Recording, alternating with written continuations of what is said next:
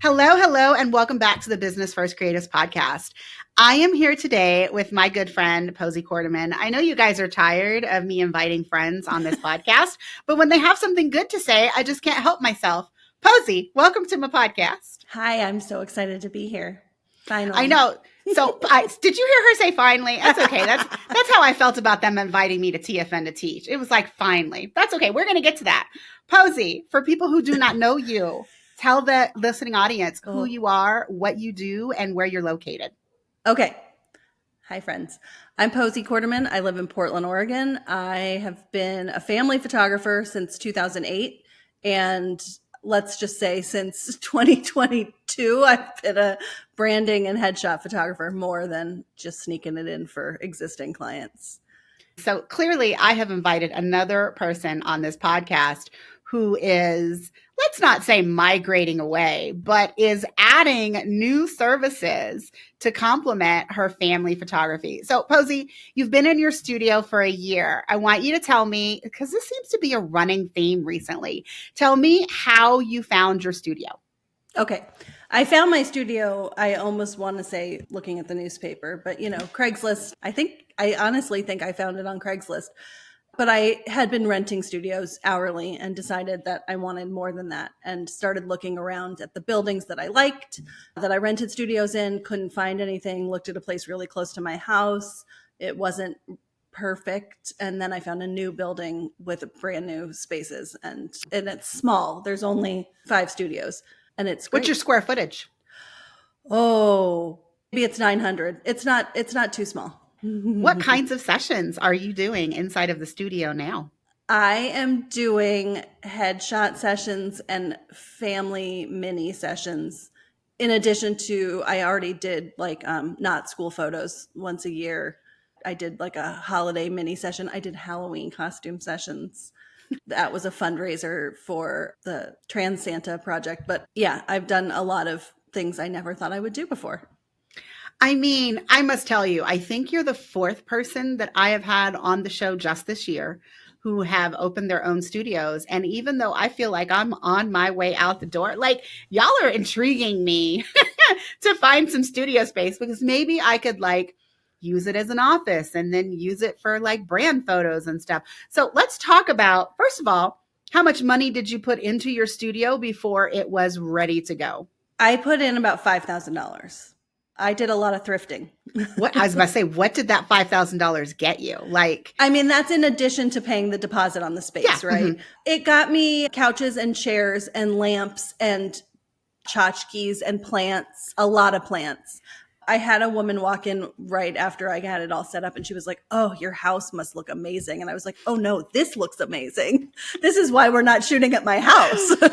You're like, this doesn't translate this is into my what play my house space. is like. Yeah. Some rugs, but I did a lot of thrifting and my husband is capable of doing things he built me a big rolling wall and he did all the hanging up of the paper backdrops and such. So let's talk about, okay, so you got the studio. Yeah. Did you get the studio before you were kind of transitioning into doing more branding and headshot sessions? I got it right around when I was thinking that was something I wanted to do. Okay. So how's that been? Tell me how it's been because I feel like so many of us get into family photography because we love hanging out with families and basically playing with children. And I know that you're the same. Yeah. And so you don't get to play with the adults that come. I hope you're not playing with the adults that come for branding sessions. Hey, I do pretty fun headshots. But tell me about what made you decide to kind of transition into doing more branding sessions? It's interesting. I mean, I had a session a couple years ago where I was chasing twins in opposite directions down the beach. And I was like, I don't want to do this anymore. Ooh. And it's not entirely true because I love my family sessions and I love that family. And I'm shooting that same family at the beach in a couple weeks, but it doesn't excite me the way it used to. And I know you won't relate because you've never been excited by low light in a field, but I just... This is going to sound so cynical, but I just don't care anymore about I've always, it's always been about the connection for me with people, but there was a long stretch where like the atmosphere really got me excited. And now I'm like, I just want to focus on just the connection and just people. And I've always loved photographing people. I was photographing my best friend's yearbook photos in high school and developing it in the dark room, like I have always loved photographing people. So it would be like totally out of left field if I became a landscape photographer or an architecture photographer.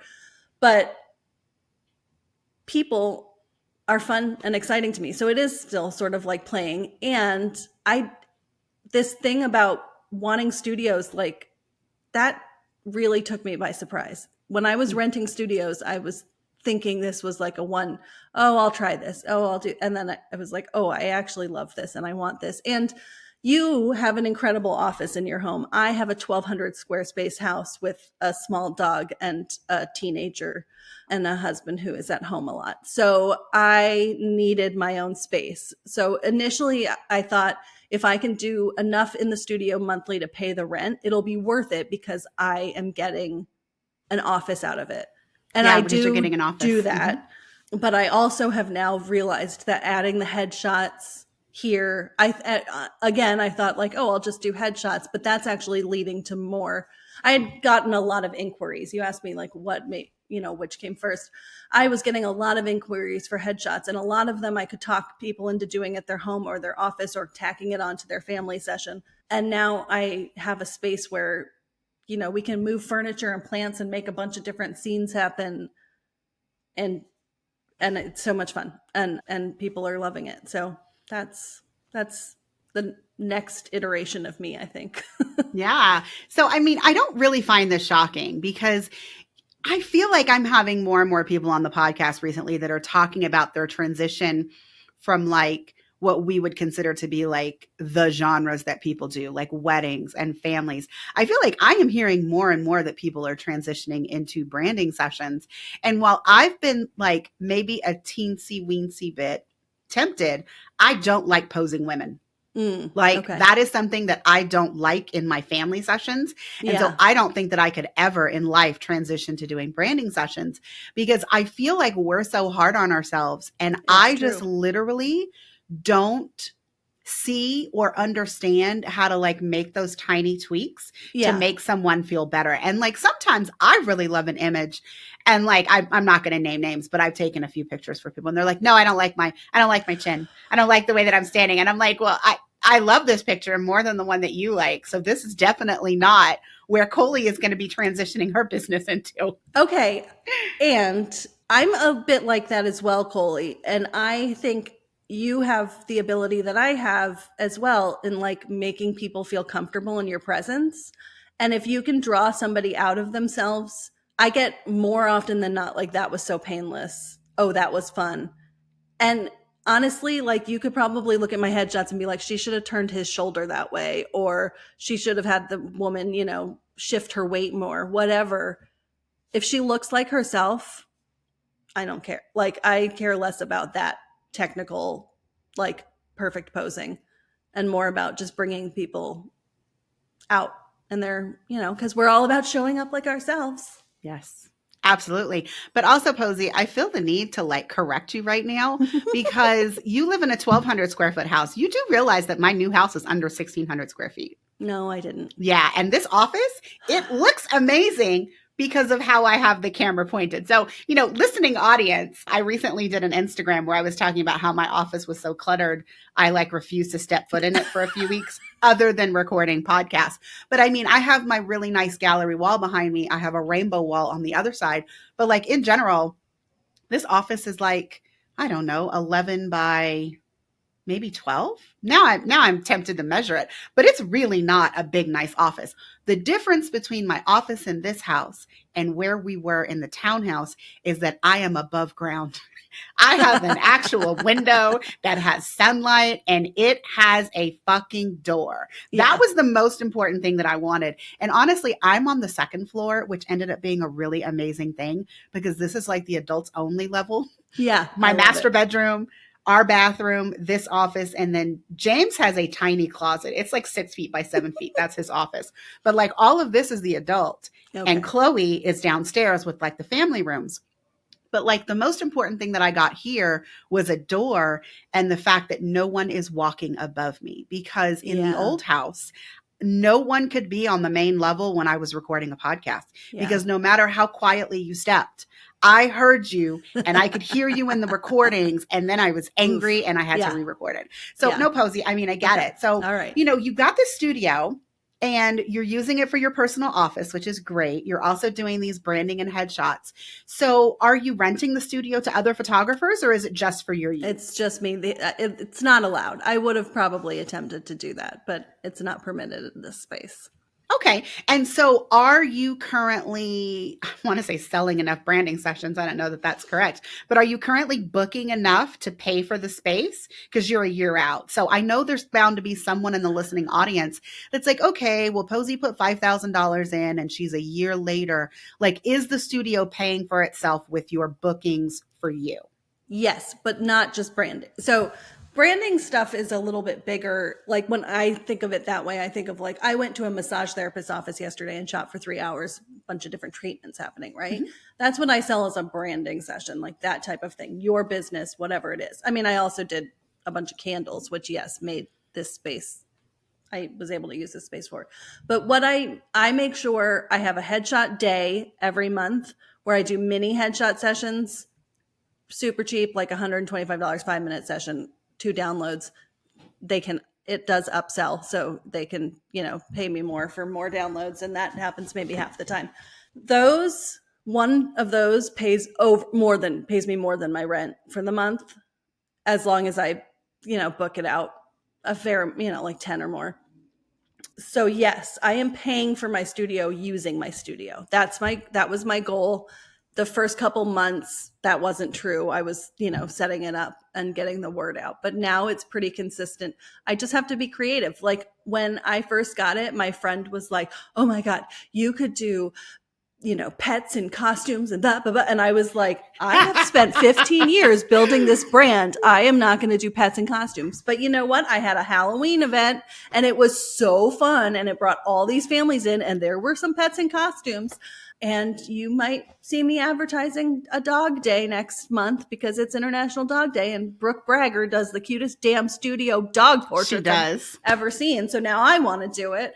But that's just fun for me. Like we talk a lot about like creative burnout, and this has been such a huge outlet for me to just be like, oh, that was different. I didn't like it, or just fun. And I will say, like, we were at a thrift store the other day and I was like, ooh, I should get this for the studio. And my son was like, you have enough in the studio. I was like, okay, that's fair. I'm like sure I use it did. as an excuse to buy things sometimes. But yes, it's paying for itself, and sometimes making more money, but not every month. But that's okay because I still have my full-time business.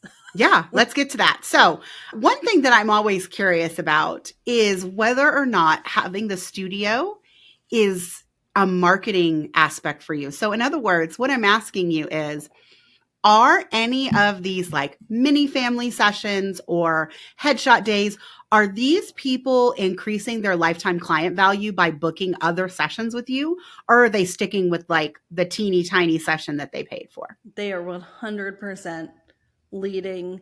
Okay, I'm going to say this 2 ways. I have gotten family clients out of headshot people that I never would have come across if they hadn't signed up for a $125 headshot session.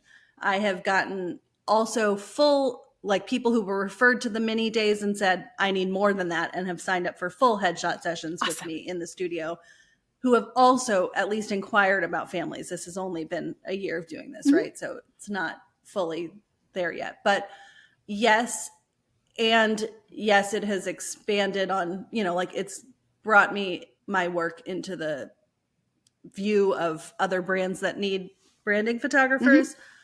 And it has expanded on my family stuff. However, I do believe, at least with family stuff, people who sign up for mini sessions are frequently different clients than people who sign up for full sessions. And I have known that for a long time. I early on thought that was something that would bring me clients, and it does, but it brings you have mini session clients and you have full session clients, and they to me, with families, they rarely cross over. So that's interesting because, like, from a marketing perspective, I have always felt like a mini session is kind of like a taste. But I will Mm-hmm. say, this is my opinion. And as you know, I've never done mini sessions. I just refuse. I don't want to go and photograph someone for 10 minutes and try to wrestle their children and get everything that I need and then move on. I do have one particular long term client who I feel like they've maybe, I don't want to say aged out, but their children are now 7 and almost 4. And for the last 2 years, they have asked for what I would call of the equivalent of like a mini session. They're like, we don't want to film this year. We don't want a full 2 to 3 hour session. Can you just come and do something shorter, like 30, 45 minutes, which again, like 30 to 45 minutes is like what some people consider to be like a big, but for me, it's like I get in, I hang out with the children, I get the photos and then I leave. But for my long-term clients, I don't mind shooting them in a short amount of time. I got to tell you, I went to a session a few weeks ago for one of my membership clients, and I hadn't seen them in 18 months. Okay. So 18 months later, their children are, again, I think the same age, like 7 and 3 or 4. I mean, same age. And when I got in there, I was there for about 10, 15 minutes while they were curling the little girl's hair and the oldest was putting on makeup and all this. But when they sat on the couch, I got their family's image in like 5 minutes. Yeah. And I was literally like, okay, what the fuck do we do now? Right. Like, I am not used to being able to like nail this. Everyone look at my camera. And like, I got that nice smile one. And then I got some where they were interacting naturally and like individual people were looking at my camera. And I was literally like, okay, you paid for a 2-hour session. Like, I don't know what to do next. Let's go outside and make s'mores.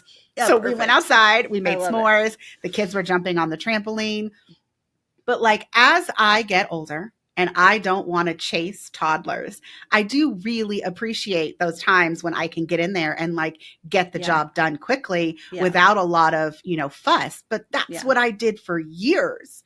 And so this is just like new territory, Posy. Like I almost don't know what to do. I want to say I'm not doing 5-minute family sessions, with the exception of like I did a holiday thing that was a 5-minute, and I was very explicit. Like, this is your Christmas card photo. If you don't show up and look at me and smile, that's what you get. Like, you get what you get. I'm not chasing your baby across my studio. I do 30 to 45-minute mini family sessions in the studio, and it is lucrative, and I do it sort of simple salesy. They can upsell it. And for some families, that's really all they have in them. And less chasing in a contained space.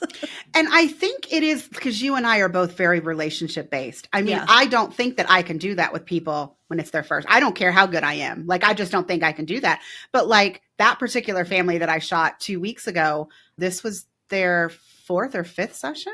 I mean, I've photographed their family many, many times. And I have just found that as the kids get older in each of my families, and as I have photographed them more and more, like the portion of the session where I am actually actively trying to get like the photos that I need for the gallery versus the rest of the time where I am playing with the children or I myself am eating a piece of pie. And when they do something nice, I pick up my camera and snap it real fast. Like, that balance is really beginning to do like this. And so I feel like that's also why I have stopped actively marketing for new clients. But I know that you are still actively marketing for family clients. So what does the family side of your business look like? How many families are you photographing per year? And I know that you have a membership, and we've mentioned this membership model on the podcast a couple times. So tell me what that looks like in your business. I think maybe the membership is the most brilliant thing Anami's ever come up with. But so I launched my membership. I think this is my 3rd year of my membership. I have 22 or 24. I'm really bad remembering numbers, but I have somewhere between 20 and 25 members. And having the studio this last year meant that one of my tiers of my membership could include a mini session. One of my tiers always included the school photo or kid portrait type thing. So that's been great. I only offered it to existing clients the first 2 years. This year, I opened it up a tiny bit to some new people. I love that. I love the consistent income. I live in a part of the country that is very seasonally based for photos. I don't shoot families between January and May unless it's a newborn or birthday, like a birth that they want to commemorate. So having that consistent income has been incredible. In addition to that, I think I shoot about 40. I mean, I know in the last couple of years, I went from like 70 to 40 over the last 5 years. And that's my target number. It's 40 families. Okay, so we went from 75 to 40, and my audience is going to be mad at me if I don't ask you. Has your income changed? Because I know that you've been raising your prices. You make more money. Okay, so that's my point. Thank you, Posy. Is that you went from being this person that was shooting, I mean, what is 75 to 80? It's like 8 sessions a month? Yeah. So you have cut your number of sessions per month basically in half. You have added a studio, and you are still making more money than you did before. That's amazing. Yeah, it's pretty great. And the membership means I'm not doing any of that like money talk, selling of the session fees. All that stuff is like cut in half because they already know and they're just paying. Okay, so let's talk about your membership. So you've got 20 to 24. What is the breakdown? Like, I'm assuming that your bottom level is just a photo session, right? Just photo session and some print credit. And then your middle, does that include the kid portrait, or does that now include the family mini? My middle includes the kid portrait. Okay, for every kid in the family. And then, and headshots for the parents. And then kid portrait, parent portrait. And then the top tier includes that and a 30-minute mini, which can be like a maternity, or it can't. I don't offer full maternity sessions for the most part anyway. Or, a 6-month kid portrait. Like, they can sort of take it however they want it. Okay. I'm going to ask you one more question before we move on to a new topic, because I think that this is like fascinating. So when are the majority of your membership clients booking their annual session? Because I've had quite a few people on the podcast that have talked about their membership, and I keep forgetting to ask this question because I think one of the things that people fear about putting a membership into place is that they think everyone is going to want to do their annual session during like September and October, and they're going to be overwhelmed. So is that the case for you, or are people booking at different times? Well, I'm not overwhelmed because I have good boundaries about my scheduling. So I open my calendar to them before I open it to anybody else. That's one of the perks. And I remind them with newsletters starting in March that they need to book their summer. And I remind them why summer is just as good, if not better, than fall. And I just kind of like sell this like you're the only one who gets to book it right now. I would say 10 I don't have the numbers, but off the top of my head, I would guess that 10 of my members are booked for summer right now, which means I only have 10 or 12. Yeah. This fall. That's excellent. And that's easy. I am still, now I have opened fall. The only thing that isn't a drag, but like the thing I have to stay on top of is make sure everybody booked their session, because nobody wants to get to like November and have them be like, oh my God. I mean, and that happened twice the first year, and we just made it happen before the year was up. Actually, one family had to roll over. Like, something happened. One family had to roll over to the next year. The other beauty of the membership is I had a family crisis in November of 2021, and I had to push out I had to cancel like a month's worth of work. And most of them were my members, and they love me and know me already and were totally like whatever. They were fine. Awesome. But it did not change my income for that month. Yes, because everybody was still paying you monthly, which is amazing. Yeah. Hey, Posy. So you mentioned that you want to make sure that all of your membership people book their sessions. You can do that with systems. Why don't you talk a little bit about your systems? Like, what CRM do you use in your business? Guys, if you're listening to the change of my voice, there is a reason. What's a system, Colie? That was me up until 2 years ago. No, that's not true. I had a CRM before. It worked for me just fine. All right. And then I just kept hearing Colie talk about Dubsado. And then I saw Dubsado for real. And I was like, oh, that is the shit. And so I switched to Dubsado in January 21. Is that correct? When I opened my course. Yes. And I was like, I hate online courses. Yes, I teach one. I hate being a student in an online course. I am not good at it. I want to be in a room with people. I want you to tell me what to do, and then I want to sit down and do it. But that was not an option in January 21. And so I told myself I was going to pay for this course of Colie's, and then I was going to do it. And I did it, I think, in 4 days. Yeah, it was amazing. I spent a lot of time with you that week. And wait, hold on. I'm going to interrupt you, Posy. Hey, guys, this is one thing that you shouldn't do. You shouldn't have a student in your course that actually has your cell phone number. So instead of Posy filling out the Q&As, she would send me text messages. And so, of course, I can't ignore her. Now, the rest of you listening to this, you don't get my cell phone number. Like I said, Posy's my friend. But I laugh that there is definitely a difference between my students and my clients that have my cell phone number and those that don't.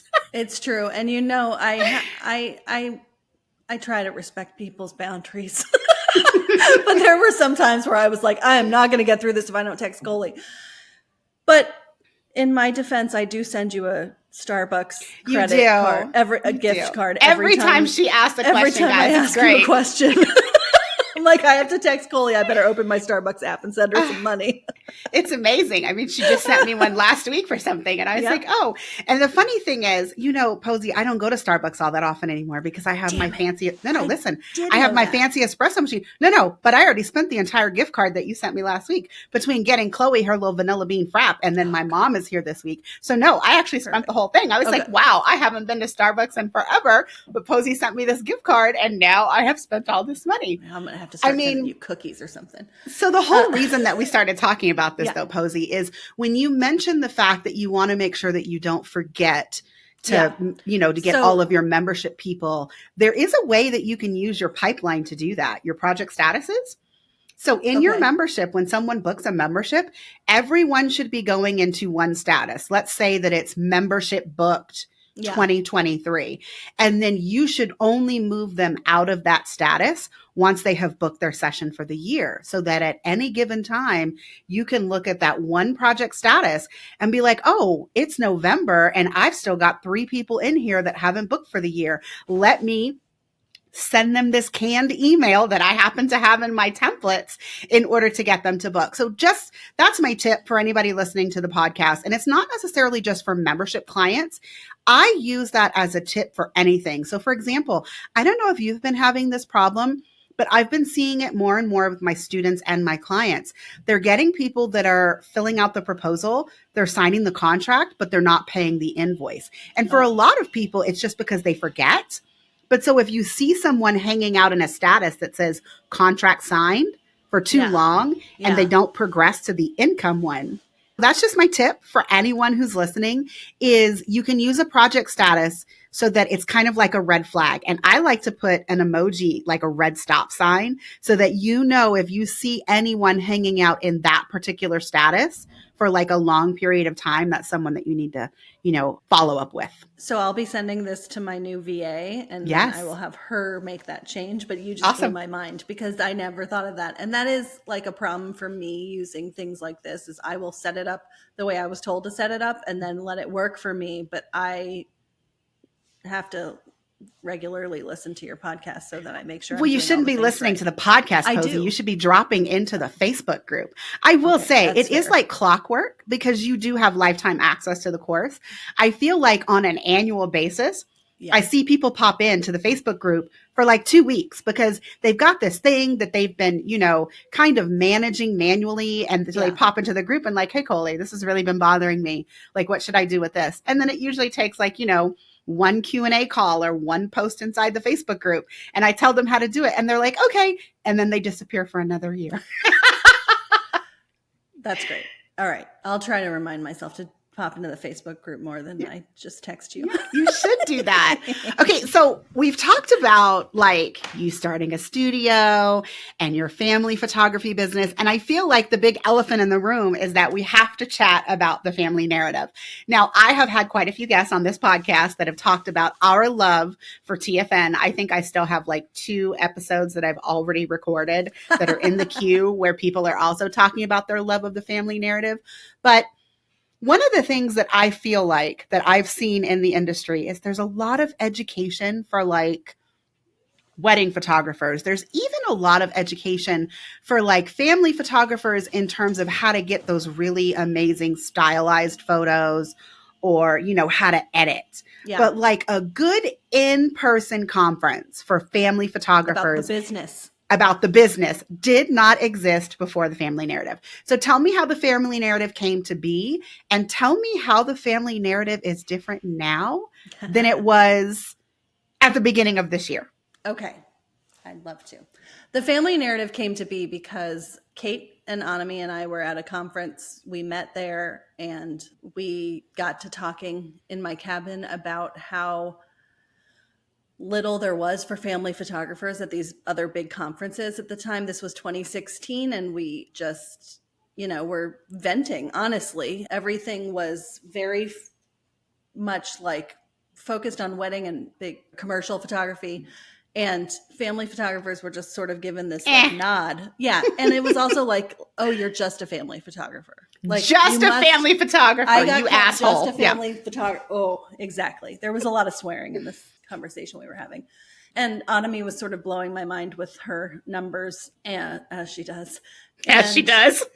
And I walked away from this conversation. Oh, and also Kate was like, I've always wanted to run a feminist photography retreat in New Orleans. Or maybe she didn't say it exactly like that, but all I heard was feminist photography retreat in New Orleans. And I was like, sold. Okay, how are we going to do this? And I just kept thinking about it, and I kept thinking about it. And finally I was like, we have to do this. Well, and at the time there's a photographer named Ryan Muirhead, and he was living in, I have a guest house in my backyard basically. And he was living in it, and no idea Ryan was living in your backyard. Yeah, that's Ryan, a story that I don't think you've told many places. That's a whole different Continue. Story. And I just want to back up and say I don't have my office space in there. My sibling lives there now, and that's why I have to have my own studio. Anyway, so Ryan was living there, and Ryan had said at one point, like, stop complaining about it and just do it. Or I don't even think he was talking to me about my thing, but you know, I also used to get to listen in on his mentoring calls, which was pretty fun. And so I was like, okay, I'm not finding the thing. I just guess we have to do it. And I didn't want to do it alone. I've always been a friend person and a community-based person. So that was March that we met. I flew to Virginia in June, and we launched in September, and we sold out our first retreat that we had the following March. And the goal was always the art and business of family photography. We didn't want to offer what was being offered. It was all very bland, and we did it. We wanted something different, and we did it. And everybody cried a lot on the last day. And we were like, holy shit, we actually did this thing, and it's awesome, and people want it again. And so we kept doing it, and it was incredible. We've just built this incredible community, and then the pandemic happened, and we did one online when we finally got Colie involved. I finally got invited to teach, guys. It was like a freaking miracle. Continue. Stop it. To be fair, she never came to them because it was the weekend of her anniversary. Yeah, so I mean, if we Posy asked said her, it. she would have said no anyway. So I mean, I might have dragged my husband, but I mean, like I said, we did the family reunion this past March, and I was trying to express how amazing it was. It was my first time being in person, and listening audience. I'm sure someone has video of me. I mean, someone showed me a picture. I had tears streaming. See, don't share that video though, Posy. But guys, I was so incoherent while I tried to talk. It was absolutely ridiculous. We brought Colie to tears. I don't think I've ever been that person who was crying so hard they actually couldn't say words. Like, I mean, speechless is not, I was trying to speak. No words were coming out. There was snot involved. It was a thing, guys. But so Posy, we all came together for the family reunion after it had been delayed a year from the pandemic. And you guys made an announcement that this was like the last one, that the family narrative was not going to exist anymore. And I was so sad. So we made an announcement right before the retreat so we had decided together, Anami has this whole other business, and she has other things going on. Kate has a booming like wedding business that makes her travel, and she has a branding business. And she's got those kids. Virginia, and she happened to have 3 babies over the course of the time that we built the family narrative. So we sort of decided together this was the end. And then almost as soon as that was decided, I was talk about inconsolable. I was inconsolable when we first came to that decision. And then I had plenty of time to stew on it because we had to delay our family reunion because of COVID. And just before the retreat, I came to the realization that I didn't want to let it go. And then I thought, okay, I'm gonna keep this going in some form. And then when we were all together, I was like, oh, this absolutely is not the end. So I had decided, but I really decided at the retreat and made that announcement on the last day that there would be some version of it going forward. Initially, I just didn't want to do it without Kate and Anami because we work really well together. But once I accepted that that was the reality. You put your big girl panties on. Yeah, you know what? I mean, the fact of the matter is, like, a lot of stuff happened in the year leading up to the family reunion. And I ended up taking on more of the roles and planning that than I had in the past. And I was like, oh, I can do this by myself with some help. Yeah, I mean, it's a big job. So I also had so many people in our community step up and say, if you want to keep this going, I will do whatever I can to help you, which was incredible. I was one of those people. It was incredible. It was incredible and overwhelming. And Colie was one of those people and has been paid in Starbucks cards for her advice. Or 11 p.m. frenzied text messages. But so one of those people I've been friends with for a long time, Jenna Elliott, stepped up, and so she has come on board just in helping me plan. But I have taken on the business solo, and we have launched next year's conference, which will be smaller and different than previous TFNs in that we used to have 8 to 10 teachers and 3 days of just like keynote, live shoot, breakout discussion, whatever, portfolio review, bam, bam, bam. And one of the things that I've struggled with the conferences that I know people who have come have struggled with is walking away with like your brain and heart so full and then just going back home. Yeah. And jumping back into, many of us are moms, but just jumping back into whatever, running your business and having all these ideas in like a folder. Like we always made it a point to send people away with tangible materials, but you still have to act on those tangible materials. So for this one, I knew I wanted to do it at this specific hotel in the Pacific Northwest that I love. And the space really lends itself well to like collaboration. And then also like there are a lot of places throughout the space that you could go work on your own or with a couple people. And so the idea with this one is we are going to do these like 3-hour workshops in the morning that you get like downloaded with information, for instance, content marketing and strategy and content building. And then you actually do the stuff together. Yes. So like you'll get an assignment and then you will go make your content calendar and then you will go make the content. And this place is gorgeous. So it'll be an easy place to make the content. I mean, so this is of course fascinating. And I really think that it is something that a lot of conferences lack. But for those that are thinking of, okay, that's true, but like not every conference is like this. What I've started doing is actually backdooring a day. So if a conference ends on a Tuesday, I don't actually go home until like Wednesday evening. And all day that Wednesday, I implement whatever really like the top 2 to 3 actions were that I got from a conference. Because let's be honest, when you get to the level that we're at, Posy, like I'm not going to conferences and walking away with like 30 things to do anymore. Like that's not a thing. Like I sit through lessons and I listen to what people say. And like in every talk, I'm really happy if I get like this one aha moment where I'm like, oh shit, I have never thought about that. Let me go do that. And so that's what I do the day after a conference is I sit in my quiet hotel room and I do it. The other thing that I've been doing is, I don't know if you know this, but the only reason that I've been able to travel with James' new job is that my mom is here. So right now I don't schedule any travel unless my mom is here living in my other house and taking care of my child while I'm gone. And so what I've started doing is just not picking her up when I get home. I leave her there for an extra day so that I can sit in this beautiful office that you've already mentioned and like get a little bit more work done. And so, that's just my little tidbit for people. If you are struggling to implement the things that you learn at conferences, like you have to make the space 100%. Or you have to attend something like the Family Narrative where Posy is making that space, for you. But I still think it's still one of those things where I always want to encourage people to add an extra day or come early to explore and then add an extra day, because you just jumping right back in afterwards is hard. Is really hard. And you need your brain to have some rest to actually absorb that info too. And it's hard to jump back in and be like, James and Chloe both asking me, okay, Mom, what's for dinner? And I'm like, I don't know. What takeout are we going to order? I'm not ready to deal with you people right now. I'm just going to go sit in my bed and like be on my computer, and I'll be ready for you tomorrow. Not today, tomorrow. Yeah, agreed. I mean, so Posy, it sounds like it has been quite a year of pivoting for you. You just celebrated the 1-year anniversary of your studio. You are transitioning to do more branding and headshots over family sessions. And now you are running the family narrative all by your lonesome with a little help. I just have to say, I'm so proud of you. Thank you. I think we're going to name this episode the Year of Posy's Pivot. I think that's what we're going to call this episode.